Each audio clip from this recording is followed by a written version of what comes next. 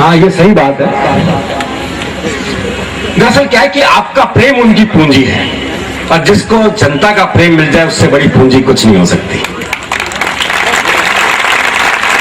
मैं एक ऐसे ही कवि को आमंत्रित कर रहा हूं जिनका प्रेम, जिनका धन जो है वो आपका प्रेम है। उदय प्रताप सिंह जी एक ऐसे कवि हैं जिन्होंने शब्द से ही जीवन जिया है पूरा। ये अंग्रेजी के प्राध्यापक रहे, प्रिंसिपल रहे, और हिंदी के कवि। ये सौंदर्य अलग ही है अपने आप में, ये बहुत खूबसूरती है। अपने मुलायम सिंह जी को पढ़ाया है ना, कोई छोटी मोटी चीज नहीं है। ये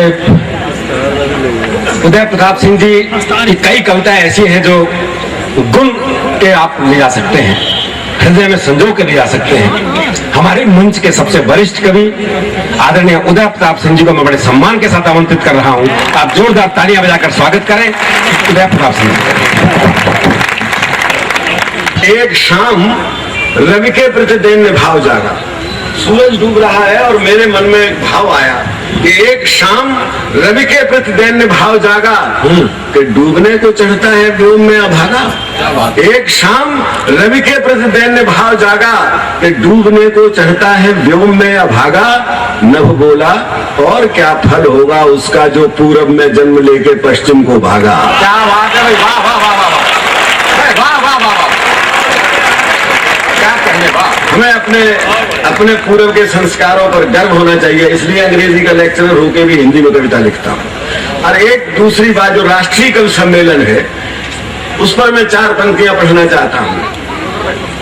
आज आदरणीय जोशी जी भी यहाँ बैठे हैं, मेरी कविताओं का उन्होंने बहुत आशीर्वाद दिया है मुझे, और मैं उनका बहुत सम्मान भी करता हूँ। और इसीलिए तो मैं, अब देखिए, ये मैं दूसरे पार्टी का हूँ, वो दूसरे पार्टी के हैं, लेकिन हम एक दूसरे को बहुत आदर, वो हमें मोहब्बत करते हैं, हम उनका आदर करते हैं। पंक्तियां सुन लीजिए कि चाहे जो हो धर्म तुम्हारा, बहुत ध्यान से सुनिएगा, पहुंचे तो बताइएगा कि चाहे जो हो धर्म तुम्हारा, चाहे जो वादी हो, चाहे जो हो धर्म तुम्हारा, चाहे जो वादी हो, नहीं जी रहे अगर देश के लिए तो अपराधी हो।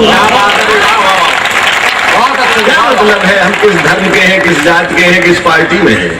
देश हमारी पूजा का विषय है। चाहे जो हो धर्म तुम्हारा, चाहे जो वादी हो, नहीं जी रहे अगर देश के लिए तो अपराधी हो। जिसके पर्वत खेत घाटियों में अक्षय क्षमता है, जिसकी नदियों की भी हम पर माँ जैसी ममता है, जिसकी गोद भरी रहती है, मिट्टी सदा सुहागिन है, उसी देश में एक कली भी भूखी या हतभागिन है। तो चाहे तुम रेशम धारो या पहने खादी हो, पर तुम अपराधी हो।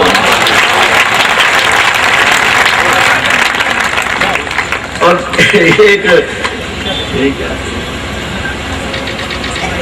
चलिए ये एक और, इसके एक बंद और उसका सुन लीजिए कि जिसके लहराते फूलों की मनहर हरियाली से, रंग बिरंगे फूल सुसज्जित डाली डाली से, इस भौतिक दुनिया का भार हृदय से उतरा है। उसी देश को अगर किसी मनहूस नजर से खतरा है, तो चाहे दौलत ने तुमको हर सुविधा ला दी हो, पर तुम अपराधी हो, पर तुम अपराधी। और मैं कभी कभी सोचा करता हूँ, आज मैं आदरणीय जोशी जी हैं, आलोक मेहता जी हैं, और ऐसे ऐसे विद्वान लोग सामने हैं आगे आप लोगों में से एक कविता सुनाना चाहता हूँ बहुत मन से। हो सकता है कि बहुत तालियों वाली कविता नहीं है ये, लेकिन आपको कविता अच्छी लगेगी, मेरे साथ यात्रा करिए। कि कभी कभी सोचा करता हूँ मैं ये मन ही मन में, क्यों फूलों की कमी हो गई आखिर नंदन वन में। कभी कभी सोचा करता हूँ मैं ये मन ही मन में, क्यों फूलों की कमी हो गई आखिर नंदन वन में। हरे भरे धनधान्य पूर्ण खेतों की ये धरती थी, सुंदरता में इंद्र सभा इसका पानी भरती थी। राम कृष्ण की तपोभूमि थी ये, इसमें खुशहाली स्वयं सजाती थी घर घर में खुशियों की दिवाली। और शस्य श्यामला धरती इसको देती थी सौगातें, चांदी जैसे दिन थे इसके सोने जैसी रातें। और सुप्रभात लेकर आते थे सत्यम शिवम सुंदरम, अनायास ही हो जाते थे जन जन को हृदयंगम। और यहाँ वंदना आडंबर का बोझ नहीं ढोती थी, उच्चारण से नहीं आचरण से पूजा होती थी। यहाँ वंदना आडंबर का बोझ नहीं ढोती थी, उच्चारण से नहीं आचरण से पूजा होती थी। और बचपन में ये वाक्य लगा करता था कितना प्यारा, कि सोने की चिड़िया कहलाने वाला देश हमारा, और इसी देश के बारे में कहती आई थी सदियां कि बही बही फिरती थी इसमें दूध दही की नदियां। पर अब कहीं देखने को भी वह उत्कर्ष नहीं है, तब मुझको लगता है ये वो भारतवर्ष नहीं है, तब मुझको लगता है ये वो भारतवर्ष नहीं है। फूल आज भी खिलते हैं पर उनमें गंध नहीं है। क्या बात है, वाह। फूल आज भी खिलते हैं और उनमें गंध नहीं है। जाने क्यों भुवन में उपवन का आनंद नहीं है। कहाँ गई वे शस्य श्यामला धरती की सौगातें, कौन चुराता है चांदी के दिन सोने की रातें, किसने जन जन के जीवन को यूं काला कर डाला, कौन हड़प जाता है सबके बदले का उजियाला। कहाँ गई वो मान प्रतिष्ठा, कहाँ गई खुशहाली जिसकी हम करते आए थे सदियों से रखवाली। अब तो मुस्कानों के चेहरों पर भी हर्ष नहीं है, तब मुझको लगता है ये वो भारतवर्ष है, तब मुझको लगता है ये वो भारतवर्ष नहीं है। और अगर मेरे साथ साथ यात्रा करिए, आपको अच्छा लगेगा। मैंने ये कविता रो रो के लिखी है, आप इसको मन से सुन लीजिएगा, इतना निवेदन करना चाहता हूँ कि और अगर ये वही देश है तो कितना है अचरज कि चूस रहे हैं मानव की हड्डी दधीच के वंश, जिनके पूर्व जनों ने जीवन सदा धरोहर माना, जिनके पूर्व जनों ने जीवन सदा धरोहर माना, औरों की खातिर मरना था जीने का पैमाना, उनकी संतानों ने पाया ऐसा रूप घिनौना कि लाशों की मजबूरी से भी कमा रहे हैं सोना। महावीर के संदेशों का यह निष्कर्ष निकाला, गौतम के शब्दों के अर्थों का अनर्थ कर डाला। घर घर उनके चित्र टंगे हैं पर आदर्श नहीं है, तब मुझको लगता है ये वो भारत है। तो कविता का एक अंश सुनाना चाहता हूं। आज भी कृष्ण है, लेकिन ऐसा लगता है कि जो बुद्धिजीवी है आज का, उसे डर है पैसे के महत्व से, वो भी आतंकित है।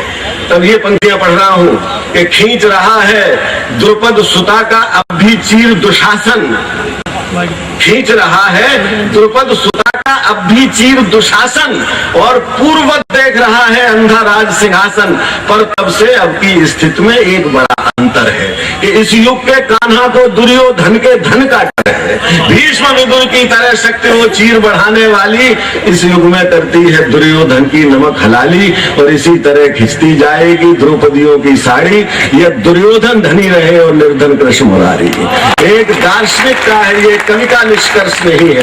चिंतन चीख रहा है ये वो भारतवर्ष नहीं है, उस पर ये प्रभु का ध्यान किया करते हैं, सच पूछो तो वे उसका मान किया करते हैं, ये भारतवर्ष नहीं है।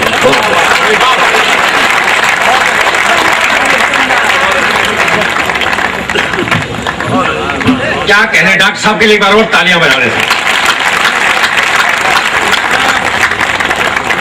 डॉक्टर उदय प्रताप जी को सुनते हुए मुझे राधेश्याम प्रगल्भ जी की दो पंक्तियां याद आ रही हैं कि कैसा आचरण आदमी का होना चाहिए। दो पंक्तियां उन्होंने कही है प्रगल्भ